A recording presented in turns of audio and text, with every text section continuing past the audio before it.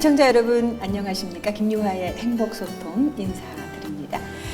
우리는 가끔씩 어떤 설명도 필요 없는 분을 만날 때가 있습니다.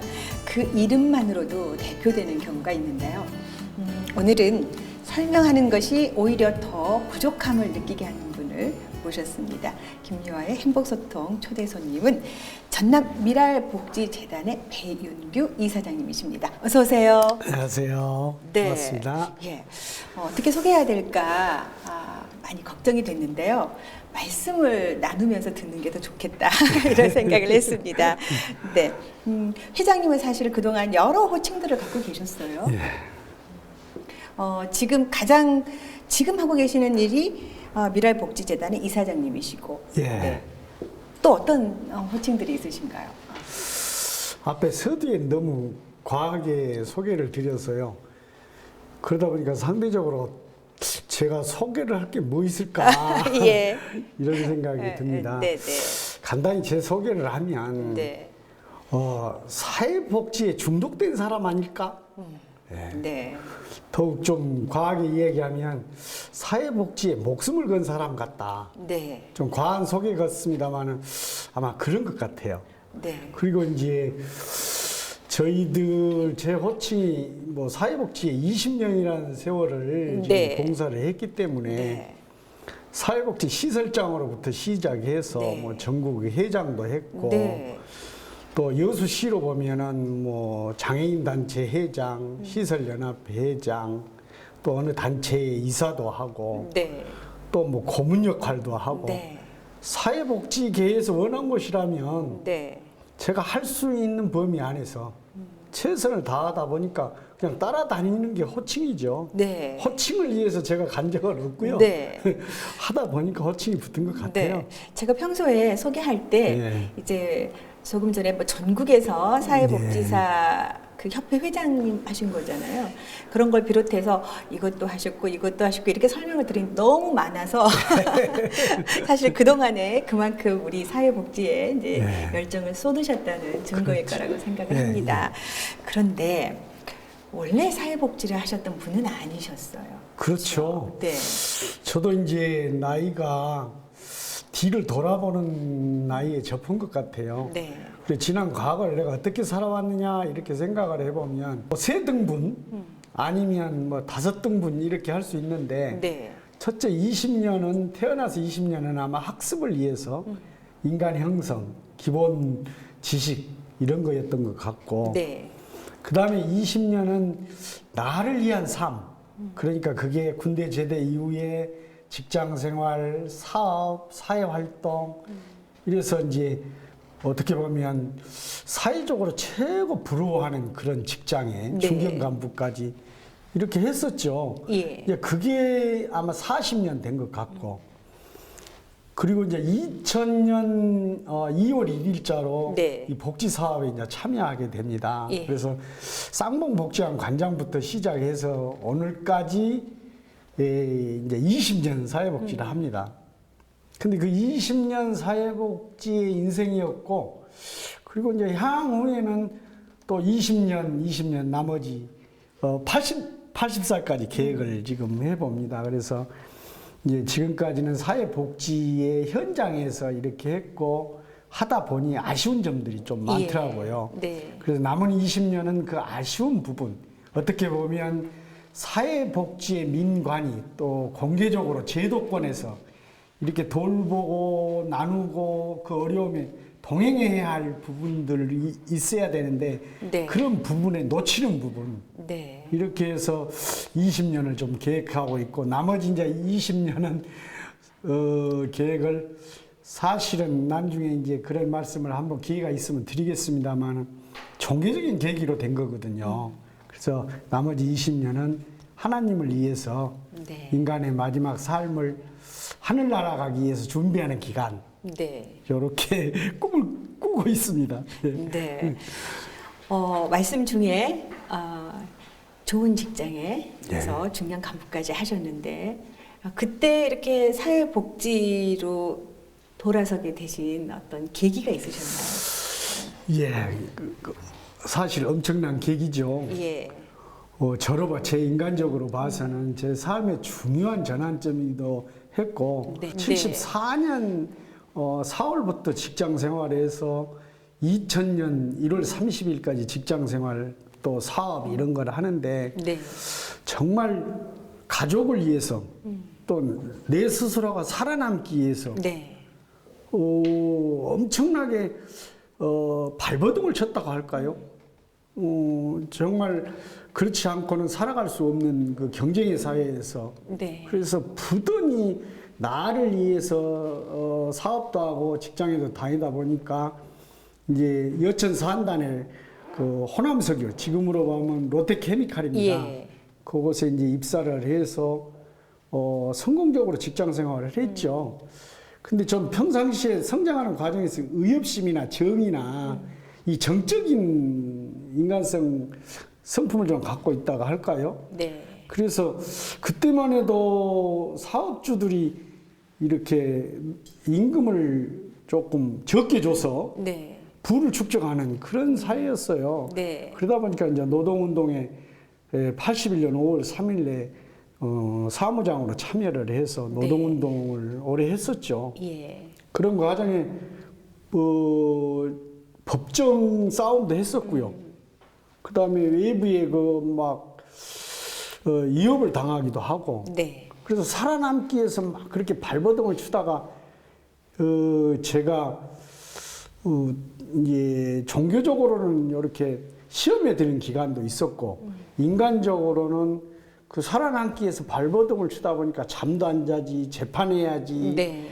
또 그 큰 기관하고 기업들하고는 또 어때 싸워야지 하다 보니까 나중에 재판에서 그 승소한 그날 새벽 저녁에 예.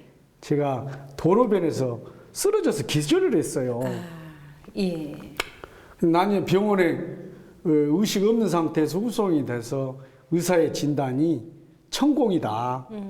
그래서 위가 다 그냥 구멍이 날 정도로 네. 나빠져 버렸더라고요. 근데 그동안에는 긴장하고 담배 술 때문에 사실은 중독이 돼서 그걸 네, 못 못 느끼다가 느끼신 거지. 그때 이제 비로소 알게 돼서 네. 그때부터 그때만 해도 지금 같으면 뭐 위장을 떼어내도 뭐 가능하다는데 그때는 그걸 생각을 못 했고요. 예. 그래서 이제 위장을 낳기 위해서 밥도 못 먹지 죽도 못 먹지 물만 먹었고 예. 그래서 좀 나으면 죽을 먹었는데 조금만 더 먹으면 위가 이렇게 벌어지는 현상처럼 너무너무 고통이 심했어요. 심하고. 그래서 예. 2년 한 3년 투병 생활을 했는데 몸무게가 35kg까지 이렇게 빠졌어요. 네. 그러면 이제 더 이상 못 살겠다 이렇게 갖고는 삶 자체가 의미가 없다. 이제 그럴 때 이제 그 시험 받았던 신앙이 다시 회복되고 네. 이렇게 사는 것보다 하나님하고 살려주시든지 예. 그냥 나를 데리고 가든지 네. 둘 중에 하나 결정해야 되겠다라고 생각하고 이제 보따리를 싸서 산속에 들어갑니다. 기도원으로 들어가요. 근데 거기서 정말로 물 한 모금 안 먹은 8일간의 그 단식 상태에서 의식을 잃게 되고 네. 나중에 거기서 어떻든 간에 저는 신앙이어서 그런지 거기에 매였고 그걸로 인해서 살려주셔서 예. 위가 회복이 됐어요. 네. 정상이 되었어요. 네. 그때 이제 제가 그 기도원에 갈 때 하나님 앞에 서원을 사실했습니다. 약속을 살려주시면 이제는 나를 위해서 사는 삶이 아니라 이제 하나님을 위해서 살겠어. 네. 그런데 살려줘 버렸어요. 네. 그 저로 봐서는 약속을 안 지킬 수가 없어서 네. 결국은 호남석에 사표를 냈습니다. 아, 그러셨구나. 그러고 예. 이제 뭐 성경 공부도 좀 해서 목사가 되려고도 했고 네. 주위가 또 반대를 해서 안 됐고 네. 그러다 보니까 그러면 뭘 해야 되냐 하나님 앞에서 뭘 해야 되냐 그래서 하나님이 말씀으로 하는 목회 그다음에 구제 예. 근데 이제 구제 쪽이라는 거 제가 마음에 이제 각오를 하고 그렇게 해서 준비하고 시작한 것이 호남석유 그 좋은 직장을 두고 2000년 2월 1일자로 쌍방복지관 관장으로 와서 네. 일을 시작한 것이 이제 사회복지계에 딱 발걸음을 내딛는 계기가 되는 겁니다. 네. 네. 이제 내가 사회복지를 하고 또 어려운 이웃을 위해서 살겠다 이렇게 마음 먹고 뛰어드셨지만 그게 그냥 다 잘 되고 마음이 그냥 편하시던가요? 아니면 어려우셨나요? 어렵죠. 예. 처음에는 사회복지계가 모든 사람이 존경하는 분야, 그리고 모든 사람이 협력하는 분야, 이렇게 네. 너무 꿈과 이상으로 긍정적으로만 생각했어요. 근데 와서 이제 사업을 시작하고 세월이 지나는 동안 결코 그렇게 비단길처럼 좋은 길만 아니다. 꽃길만 놓여 있는 게 아니다. 네. 그 속에서도 시기하고 질투하고 네. 또는 덜어는 비방하고 또 욕심 부리고 네. 그런 분위기와 그런 게 있구나. 네. 그런 것에 대해서 그런 것들 때문에 상당히 심적으로 고통당하고 어려운 적도 있었죠. 네. 예. 그럼 사회복지 하시면서 가장 그 사회복지에 뛰어든 사람들에게 필요한 건 뭐라고 생각하셨어요? 사회복지 분야는 우리가 모든 사람들이 이렇게 그림 그린 것처럼 그렇게 보존되었으면 좋겠어요. 그래서 정말 살신성이 나는 마음으로 나보다는 남을 나를 위해서가 아니라 나눠서 모두 네. 함께하는 네. 이런 사명과 철학, 이런 그래서 사회복지를 휴먼 서비스라 그러잖아요. 네. 근데 사회복지 쪽에 와서 보니까 정말로 가장 감동스럽고 감사했던 것은 지금까지 나를 위해서 준비하고 또 감투도 쓰고 뭐 돈도 벌고 그렇게 했는데 그 기쁨보다 네. 그 어려운 사람을 같이 걱정해주고 또 나누는 거 또 같이 나누고 네. 동행하고 그럴 때 그 기쁨은 그것은 오히려 나를 위한 기쁨보다 수배, 수십 배, 수백 배 훨씬 보람되고 감동적이었다. 네. 그래서 이것에 중독이 된 것 같아요. 네. 그래서 그런 마음을 갖고 오면 사실 사회복지에 참여를 하면 돈도 명예도 감투도 필요 없습니다. 순수한 사회복지 어떻게 배려해주고 고통을 나누고 어려움에 동행하고 했을 때 서로 그 교감되는 사람과 사람 사이에 오고 가는 그 감사함, 네. 그 느낌 그게 너무 황홀하고 그런 것을 얻고자 이 사회복지계에 들어와야 된다. 예. 그런 사람일수록 사회복지계는 발전할 수 있다. 이런 네. 생각을 해봐요. 예. 저는 이제 곁에서 이렇게 사회복지 하시는 분을 뵈면은 사실은 그 아름답다고 표현하셨는데 네. 천사들이시라고 생각을 해요. 그러니까 말씀하신 대로 그런 마음이 있는 분들이 또 해야지 되는 것 같다. 그렇죠. 그런 말씀을 해주신 것 같습니다. 제가 잠깐 말씀드렸지만 전국에 그 사회복지사협회 회장도 하셨었어요. 예. 예. 그 여수에서 예. 그 전국의 회장을 하는 것도 쉽지 않으셨을 텐데. 그렇죠. 네. 그때 어떠셨어요? 그때 분위기만 해도 그 직능단체라고 그래요. 사회복지계에서도 장애인계, 노인계, 사회복지관 뭐 이렇게 해서 직능단체라고 하는데 직능단체도 지역별 조금 편중이 좀 있었고요. 네. 아무래도 이제 그 사회복지관 협회장 선출을 직선제입니다. 예. 그리고 그때만 해도 430여 개의 복지관이 있었죠. 네. 그 430여 개 복지관 관장들이 대전에 모여서 직접 투표를 해서 선출을 하게 된 겁니다.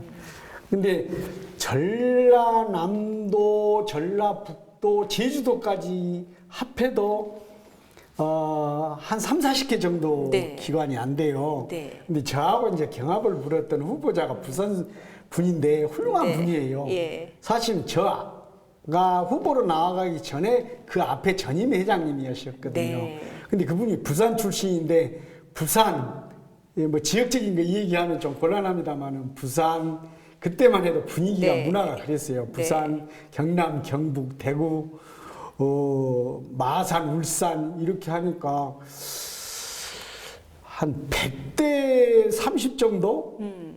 네. 사실은 전혀 안 될 거라고 생각했어요. 네.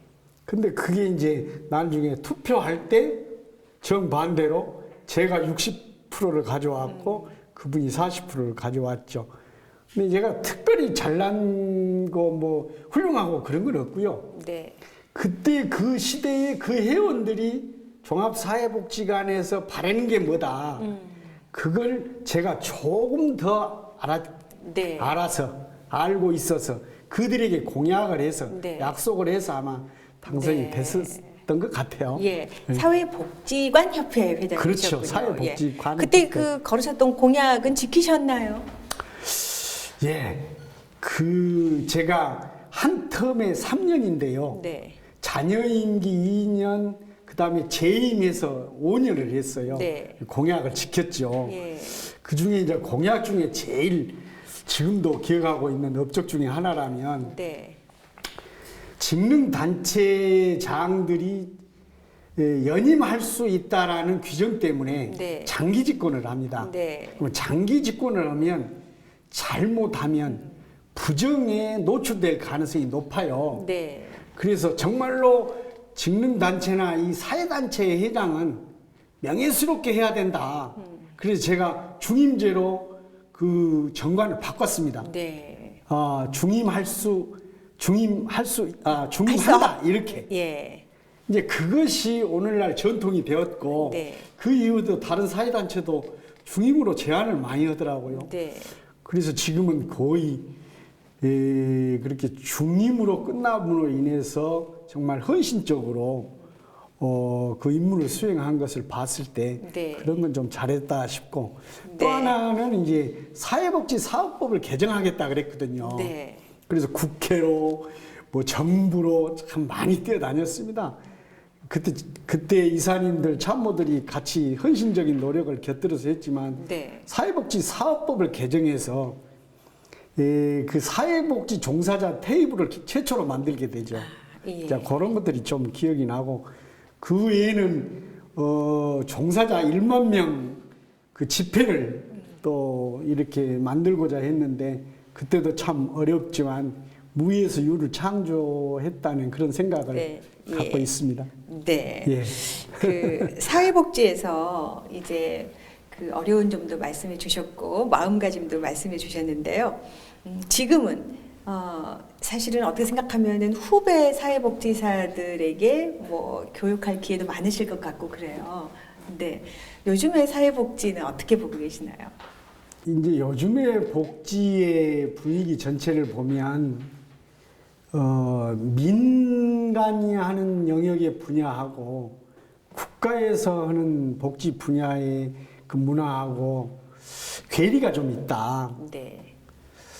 늘 안타까운 부분이고요. 그래서 민간인 사회복지계는 그래도 너무 많은 발전을 했고 네. 또 저도 이제 현장에 있으면서 후배 사회복지사들을 정말 멋지고 아까 우리 사회자님께서 말씀하신 것처럼 천사와 같은 네. 존경받는 그런 사회복지사를 만들기 위해서 저도 노력은 하고 있습니다. 그래서 민간 사회복지는 많은 발전을 거듭해 왔고 지금 분위기나 조성된 내용으로 보면 더욱더 발전해 갈 것이다. 이제 이렇게 생각하고 있는데 사실은 민간인이 복지를 하지만 전 국민을 대상으로 네. 하는 복지거든요. 예. 복지가 옛날에는 패러다임 자체가 소외계층을 위한 약자를 위한 패러다임의 복지라면 지금은 그런 복지는 아니거든요. 네.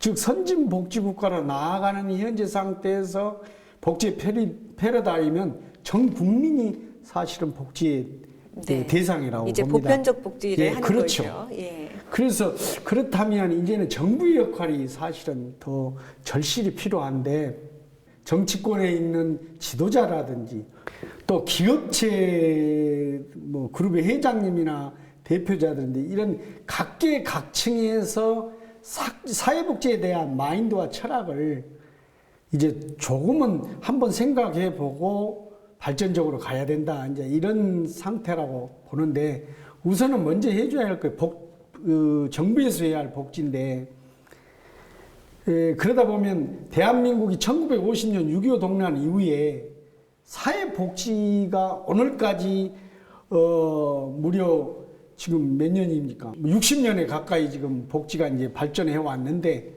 그 복지의 근간은 민간인들이 네. 자기 재산을 모두 투입을 하고 기부하고 헌신해서 네. 사실 그렇게 해서 오늘 복지가 발전했다라고 볼 수 있거든요. 네. 그러면 민간의 그 헌신적인 복지가 아니었으면 오늘날 국가의 복지가 이렇게 발전했다라고 볼 수는 없습니다. 네. 그러면 지금은 이제 우리 문재인 대통령이 오셔서 복지를 국가에서 직접 챙겨보겠다. 네. 그래서 이제 서비스원이라든지 네. 통합 돌봄센터라든지 네. 이렇게 해서 직접 서비스를 하다 보니까 뭐 시설에 있는 탈시설화 또 직영화 이런 것을 하는데 이게 조금 더 핀란드가 사실은 세계의 행복지수 그 유럽에서 테스트를 했는데 그동안 네덜란드에서 1위를 하다가 핀란드에서 2년차 지금 1위를 하고 있대요. 네. 그게 직접 국민들이 참여해서 정치도 복지도 그렇게 한대요. 그러면 복지 정책이 국가에 세워지고 실시될 때 네. 이반 단계부터 복지 현장하고 얘기를 하고 소통을 해야 된다. 네. 그런데 근래 와서는 복지계가 사회복지 사업법 시행 규칙에 보면 이제 시설이 조금 잘못하면 뭐 옛날에는 1차 경고, 2차 경고, 3차 폐쇄. 근데 지금은 1차에 폐쇄 이렇게까지도 지금 하고 있어요. 네. 그래서 민간 사회복지계가 위축을 당하고 있다.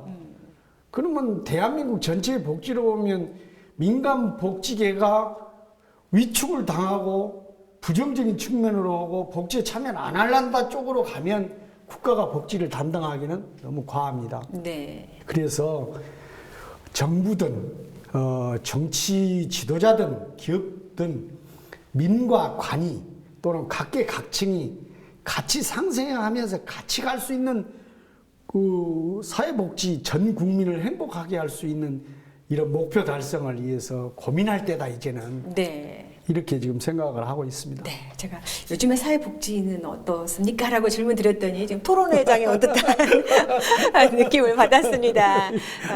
이제 국가가 사회복지 영역을 챙기고 있지만 그동안 민간 영역에서 네. 챙겨왔던 것들을 인정해달라는 인정하면서 거죠. 함께 소통하면서 같이 가야 된다. 그렇죠. 지금 결론은 그 그래서 말씀을 하시는 이제 거죠? 이런 말씀을 하나 덧붙이고 싶어요. 네. 사회복지계는 돈을 남기기 위해서도 아니고요. 예. 저도 마찬가지로 전남 사회복지 전남 미랄복지 재단을 설립하기까지 10년이 걸렸습니다. 예. 전 재산을 다 드렸습니다. 네. 그게 민간 사회복지 법인들이 그렇게 시작했고 지금도 네. 그렇게 하고 있습니다. 예. 그럼 그분들이 돈을 위해서 하는 것도 아니고 명예를 위해서 하는 것도 아니거든요. 네. 모든 것이 보건복지부 중앙정부에 기부한 상태입니다. 예. 그러면 그들에게 칭찬과 격려, 이것, 그 다음 국가가 또 국민들이 네. 각계각층에서 그렇게 해서 그들의 상의를 이렇게 올려주고 네. 좀 칭찬하고 그런 것을 이해한 것이 아닐까. 네. 결국은 사회복지 하는 사람이나 종교인이나 누구든 마찬가지입니다만은 세상을 끝낼 때 다 그거 남겨두고 가야지. 네. 꼭 지고 갈 수는 없거든요. 예. 그러면 꼭 지고 해봤자 그게 못 가져가니까 네. 사회복지라는 측면에서 또는 그게 아니라도 나누고 배려하고 모든 이에게 같이 그렇게 함께 살 수 있도록 하는 것이 정말로 좋은 삶이지 않냐, 인생의 목표 아니냐. 네. 이렇게 생각합니다. 네. 그러니까 국가가 챙기는 거는 정말 바람직하지만 민간 영역도 잘한다고 막 칭찬도 해줘야지 더 많은 사람들이 민간 그렇죠. 영역에서 사회복지에 관심 갖고 나눈다. 예. 이런 말씀을 해주셨어요.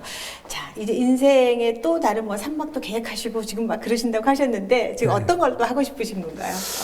이제 사회복지계로 봐서는 제가 열심히 달려온 만큼 남보다 더 많은 것들을 조금은 이루려고 노력했지 않냐 이런 생각을 합니다. 그래서 10년 만에 사회복지재단도 설립을 했고 네. 또 법인 내에 4개의 사회복지시설을 해서 장애인과 노인들 저희들이 모시고 있는 분들을 보면 장애인과 노인에서 한 170명 네. 정도를 돕고 있고요. 직원들도 한 100명 정도. 이렇게 해서 적잖아 열심히 하고 있습니다. 그래서 법인 내의 시설과 대상자들은 이제는 정상적으로 돕고자 하는 범위 내에서 돕고 있다. 네. 그런데 늘 주위에서 이제 지역에서나 또 전국적으로 이렇게 이제 건의가 들어오고 상담이 들어오는 것이 아직도 사각지대가 있다. 네. 여수로 보면 지역사회 전체에서 수혜를 받지 못하는 제도권 안에서 지원을 하지 못하는 그런 사각지대가 있다. 네. 또 나아가서는 여수뿐만 아니라 대한민국 전체로 볼 때도 아직 제도권 바깥에서 민간이 도와야 할 사각지대들이 있다. 예. 그래서 이제는 전남미랄복지재단, 저도 지금 시설장으로 있습니다만 65세에 내년에 정년퇴직을 예. 하고 법인 사무국에 전임을 하면서 네. 이제 그 법인 사무국의 사업을 활성화해서 네. 지역의 사각지대나 전국의 사각지대를 위한 좀 광범위한 좀 폭넓은 사회복지를 구상해서 그분들에게도 도움을 주는 것을 한 20년 정도 해야지 않을까 네. 이런 생각을 지금 하고 있습니다. 네.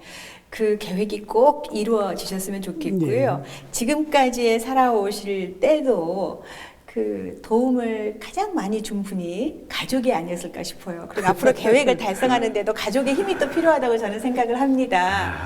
늘 댁에서 가족에게 감사하다, 뭐 사랑한다 이런 말씀 하시나요? 이제 이 부분에 대해서는 제가 자신이 없어요. 그럼 자 카메라 보시고 이 기회에 고마운 마음을 잘 전달하시고 그래야지 이 다음에 꿈도 이루실 것 같습니다. 네. 제가 사회복지 하면서 사실 가장 미안하고 송구스러운 부분이 이제 제가 강단에 서서 겸임교수 한 10년 하면서도 또는 지급도 실습생 이렇게 지도하면서 늘 강조하는 거예요. 가족복지 하는데 제가 가장 미안하고 죄송스러운 것이 이 가족복지인 것 같아요. 제가 아내가 있고 딸 부부가 있고 목사 아들 부부가 있고 외손주들이 둘이 있어서 저까지 하면 8입니다. 근데 그 아내나 우리 딸이나 아들에게 못했던 것 같아요. 네. 그래서 늘 가족들에게 아내에게 죄송스럽다는 생각을 하는데 그 말을 차마 표는 아직까지 그죠. 못하고 있어요. 지금도 간접적으로 저에게 하셨는데 카메라를 향해서 예. 직접 한번 하십시오. 첫째는 우리 아내인 박미선 씨한테 참 미안해요. 죄송스럽기도 하고. 왜냐하면 우리 주위에 도와야 할 사람들이 너무 많거든요. 치매 중풍 걸리신 어르신들, 또 부모들, 형제들이 돌볼 수 없는 그런 중증 장애인들, 정말로 밤낮을 가리지 않고 그들에게 최선을 다해서 봉사한다고 하면서도 내 아내에게, 내 아들과 딸에게 정말 뭘 했느냐라고 하면 아빠 나한테 뭐 했어? 여보 당신이 우리한테 뭐 했어? 라고 말한다면 정말 할 말이 없고 미안하다는 말뿐이 할 말이 없습니다. 그러나 후회는 하고 싶지 않는 것이 그 아내나 딸이나 아들이 동의하지 아니하였다면 제가 사회복지에 참여도 못했을 것 같고요. 이 보람 있는 사업도 또 하나님 사업도 다 같이 신앙인이어서 서로 협력하고 믿었기 때문에 여기까지 왔는데 앞으로 반성하는 마음을 좀 가져야 할 이제 때가 된 것 같고 그래서 아내를 위해서나 또 자녀들 위해서 이렇게 조금 신경을 써야 할 때다. 근데 또 기회가 좀 늦었는지도 모르겠어요.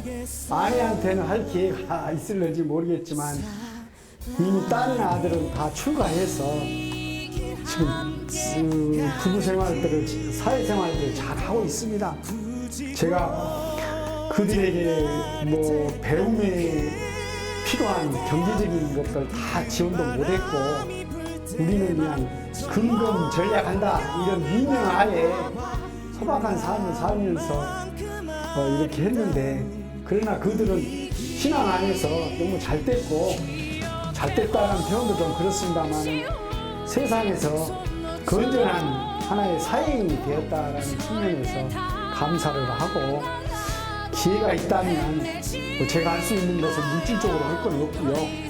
이 모든 것을 다 하나님 앞에 하나님 이름으로 모든 이웃들에게 바쳤고, 그들에게 할 수 있는 것은 열심히 기도해서 돕고, 마음으로 가슴으로 사랑하고, 아내나 자식들에게 최선을 다해야겠다 이런 생각을 이 시간을 통해서 한번 해봅니다. 감사합니다. 죄송합니다. 이제 결국은 이제 다짐을 또 하셨습니다. 네, 또 그리고 그 가족들이 이해해줘서 너무 고맙다는 말씀을 이렇게 하신 것 같습니다. 그동안에 다 계획하신 일들을 다 그대로 다 잘 이루어지신 거죠? 지금까지는? 예, 거의 한 150% 이상 네. 이렇게 좋은 성과를 거두었던 것 같아요. 네. 자, 앞으로 계획하고 계신 일도 꼭 이루시기를 기원 드립니다. 자, 오늘 함께 해주셔서 고맙습니다. 네, 무언가를 계획하고 그리고 그대로 진행되어지는 것도 물론 축복입니다.